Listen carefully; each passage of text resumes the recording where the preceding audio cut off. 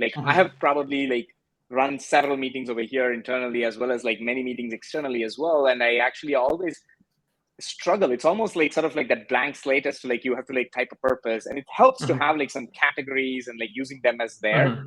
But what are some practical ways, like when you define this purpose, is this something that you send it out as an email saying that this meeting is about this? Is this something that goes in the title of your meeting, or is this something that once people have come in is like the first thing that you do?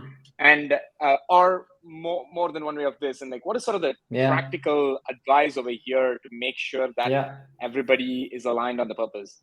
So ideally, yes, I would advise you depending on what system you use and how much information you can provide, but normally you can have like a title, and then you can add a bit of stuff below of what's going to happening. And then I would actually really recommend also for the person who invites to the meeting to force him or herself to write it out what it is. So they say, okay, this meeting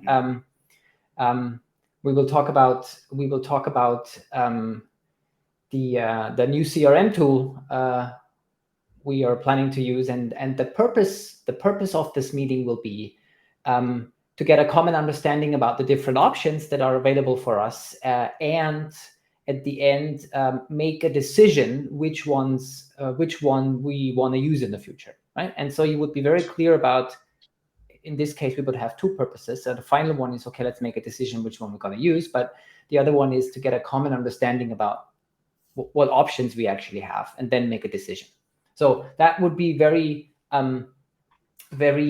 explicit to basically phrase, this is what this meeting is for. And for example, if it's not for making a decision because you feel like that can't be done within that same session, then the purpose would just be to get a common understanding about the different options and the implications of choosing one option over the other, in order to inform a decision that will then be made later. But then again, we would be very clear about, okay, this is about exchanging information, getting a bigger picture, but there will no decision be made in that meeting, for example.